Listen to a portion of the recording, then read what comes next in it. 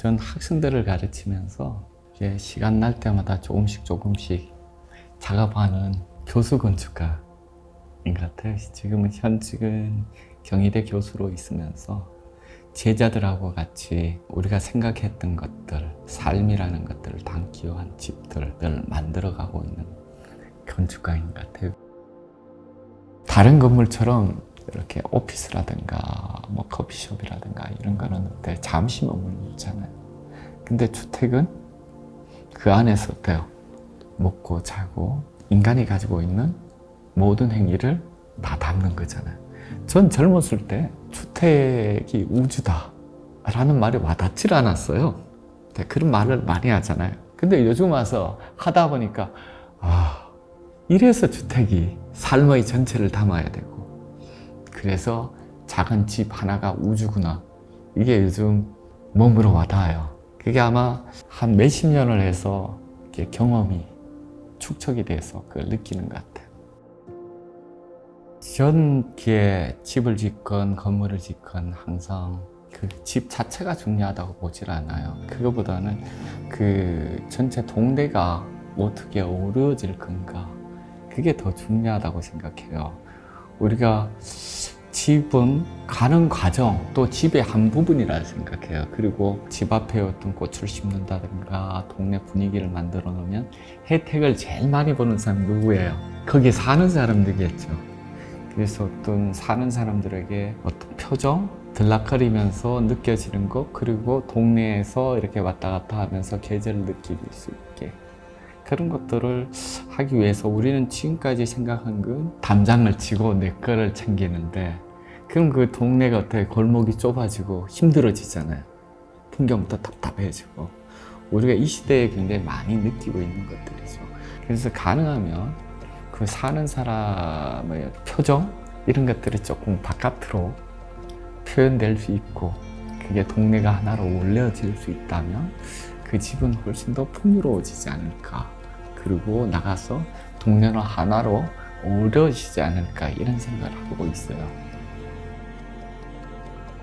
전 건축하면서 서양 건물들을 이렇게 보면 가장 부러웠던 부분이 역사적인 건물 옆에 건축가의 건물들이 있는 게 가장 부러웠어요.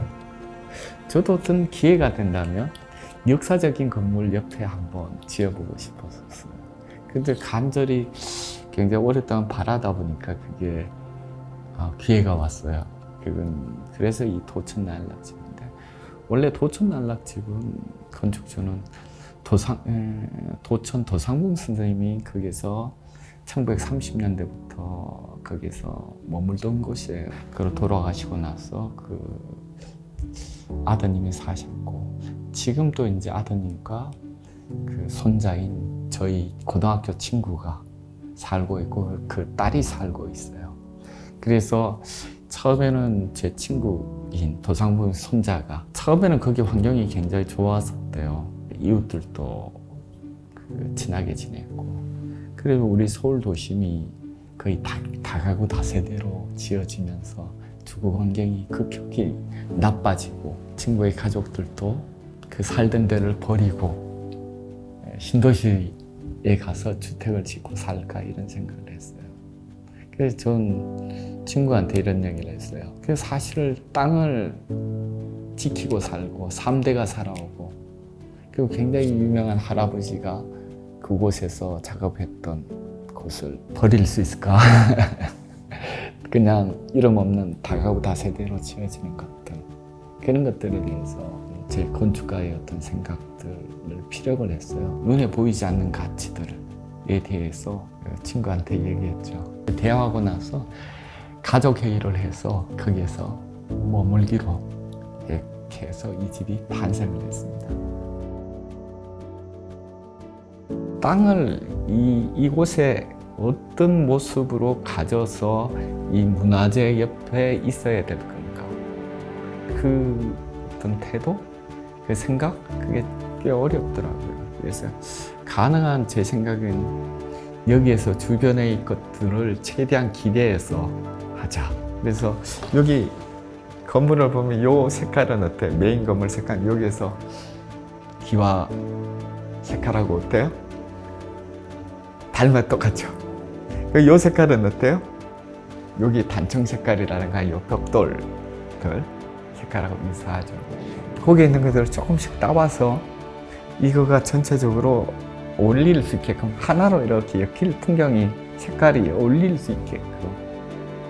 그래서 아마 조금 큰 부담이 없지 않았을까. 그러니까 원래 있었던 집처럼 풍경처럼 그걸 보여주고자 했는데 좀 성공한 것 같아요. 그런 면에서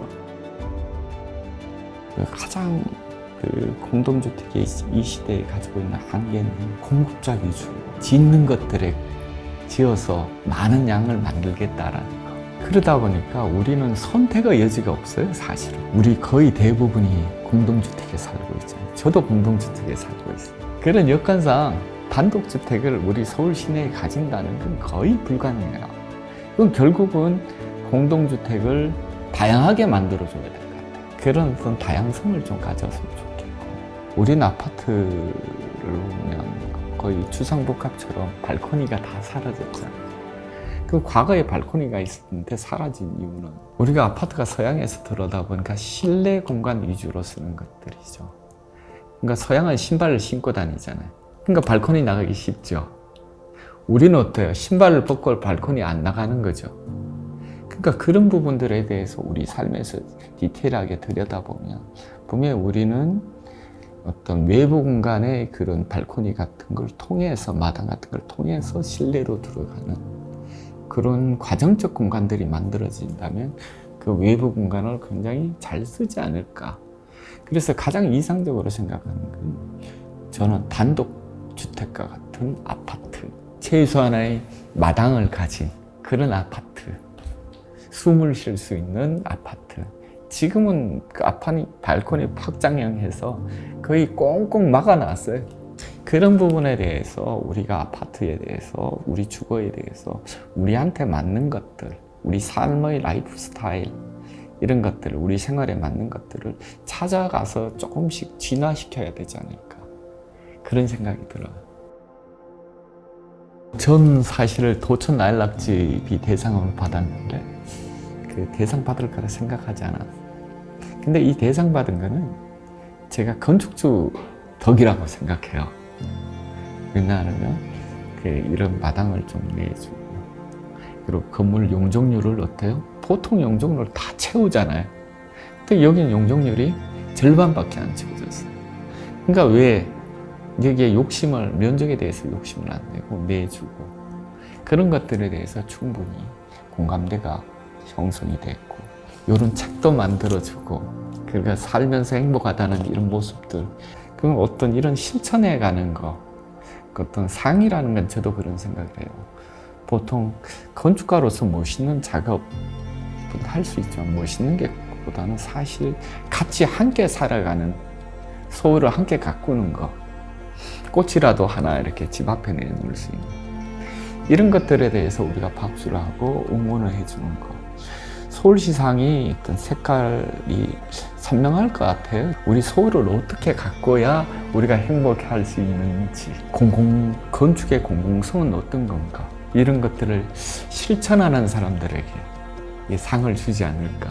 그건 건축가 혼자만 되는 게 아닐 것 같아요. 이웃들을 배려하면서 만들어지는 것들, 그런 것들의 가치를 부여한다면 우리 서울은 한결 편안하고 살기 좋은 도시가 되지 않을까, 이런 생각을 하나요? 그래서 이런 상이 쭉 진행돼서 좋은 건물들을, 그런 배려하는 건물들, 동네를 배려하는 건물이 많이 나와서 더 배려하는, 그래서 박수 칠 수 있어서